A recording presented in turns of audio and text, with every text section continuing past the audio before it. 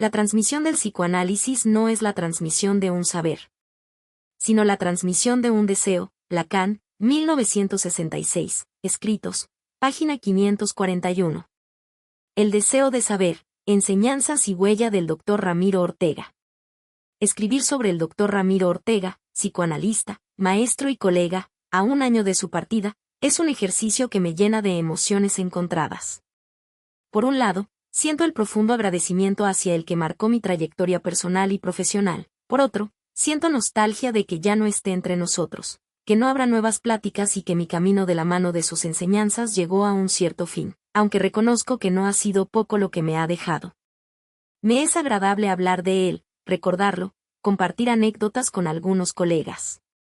Me es emocionante participar en esta edición especial para rendir homenaje a una figura que, a mi parecer, encarnó con pasión y convicción mucho de lo que el psicoanálisis nos enseña.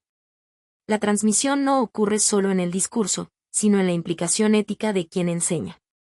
El Dr. Ortega no fue simplemente un maestro, fue una figura que dejó una huella profunda en quienes tuvimos el privilegio de aprender de él.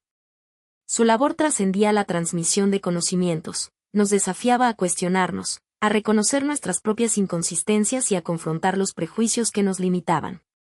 Con él, el aprendizaje no era solo un proceso intelectual, sino una transformación personal que cambiaba nuestra forma de entender el mundo y a nosotros mismos. Era un hombre profundamente comprometido con su labor, abarcando el ámbito clínico, académico y humano. Se dice que la educación no es llenar un vaso, sino encender una llama. Antes de conocerlo, mi pensamiento estaba delimitado por los márgenes de la ciencia, la lógica, y hasta un cierto pragmatismo. Aunque me consideraba una persona empática y sensible, no encontraba valor en disciplinas como la poesía, la literatura o la filosofía. Conocer al Dr. Ortega fue como abrir una ventana hacia un universo completamente distinto, uno donde el lenguaje, lo simbólico y las ciencias humanas se entrelazaban para mostrarme la riqueza y complejidad de lo que significa ser humano. Él logró que entendiera no solo la pertinencia, sino la belleza de aquello que antes me resultaba ajeno o incluso incómodo. El pensamiento no es un acto simple, su origen está en el desconcierto, en el despertar ante la pregunta. Heidegger, 1927, Ser y tiempo, página 41. El Dr. Ortega no transmitía conocimiento de forma tradicional. Sus clases, seminarios y conversaciones eran espacios vivos, donde se generaba un intercambio que desafiaba constantemente nuestras certezas. Leer a Freud, Lacan, Heidegger o Dussel bajo su guía no era un ejercicio académico, era una experiencia transformadora. Recuerdo que después de cada seminario de formación psicoanalítica, regresaba a casa con una mezcla de fascinación y desconcierto. Me sentía golpeada en mi narcisismo, consciente de todo lo que me faltaba por saber, pero al mismo tiempo, una llama ardía en mí, el deseo de aprender cada vez más. La pasión del Dr. Ortega era evidente en todo lo que hacía. Para él, el psicoanálisis no era solo una teoría o una técnica, era una forma de vida. Su ética como analista era inquebrantable.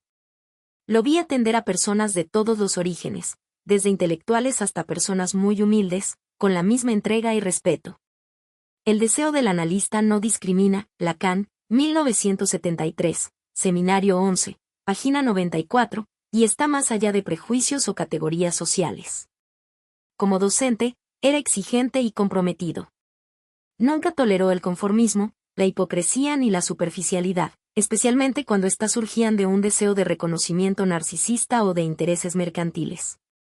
Para él, enseñar era un acto de generosidad y de compromiso con las nuevas generaciones, pero también era un ejercicio de rigor. Sus principios eran claros. ¿Cómo puedes intentar enseñar a otros si uno no lee y está en formación continua? Y no era una pregunta retórica, era un desafío. La educación debe ser una praxis liberadora, que permita al sujeto construir su propio pensamiento crítico. Dussel, Filosofía de la Liberación, página 94. Recuerdo cómo nos alentaba a reflexionar sobre nuestras posturas, no desde el dogmatismo, sino desde el análisis crítico. Detestaba los partidismos rígidos entre enfoques psicológicos. En su lugar, proponía entender la pertinencia de cada teoría desde su contexto y su lugar en la clínica. Esta perspectiva epistemológica fue una de sus mayores enseñanzas, una lección vital para mi práctica, que considero fundamental para cualquier psicólogo. En lo personal, mi análisis con él marcó un antes y un después. Su capacidad de apertura y de separar sus creencias personales de las del analizante era admirable. No fue mi primer analista, pero ciertamente ha sido el proceso terapéutico y reflexivo más edificante que he tenido hasta el momento. Muchas personas utilizan el psicoanálisis como una religión para elevarse a sí mismos o para juzgar a los demás. Ese goce, yo no puedo defenderlo. Él siempre me ayudó a identificar mi propia posición subjetiva ante los temas más controversiales, sin imponer la suya.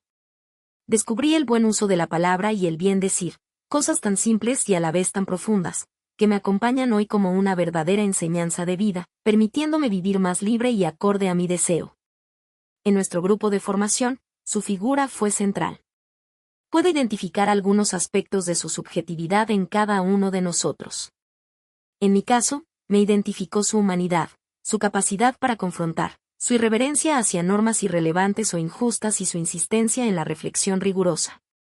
Pero también recuerdo con gusto su humor y su calidez, ese equilibrio entre la seriedad de su labor y la ligereza que traía su risa o una frase casual que iluminaba cualquier conversación. El doctor Ortega me enseñó que el conocimiento no se posee, se persigue. Me enseñó a abrazar mi falta, a entender que nunca sabré todo, y que es precisamente ese vacío lo que alimenta mi deseo de seguir aprendiendo. También me enseñó a escuchar, no solo a los demás, sino a mí misma, a aquello que no se dice, a lo que está más allá de las palabras. Extraño al maestro. Su presencia, su enseñanza, su mirada crítica, su capacidad de interpelarnos, de alentarnos sin halagarnos.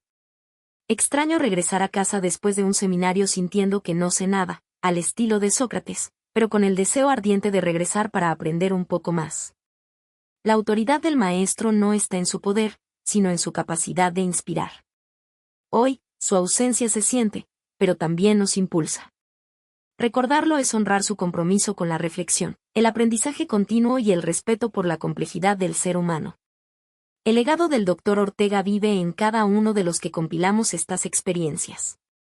En la posibilidad de una palabra plena, en nuestra práctica, en nuestra forma de mirar el mundo. No es un legado fijo, sino una invitación constante a cuestionarnos, a reflexionar, a desear. Ha sido un honor estudiar y trabajar a su lado.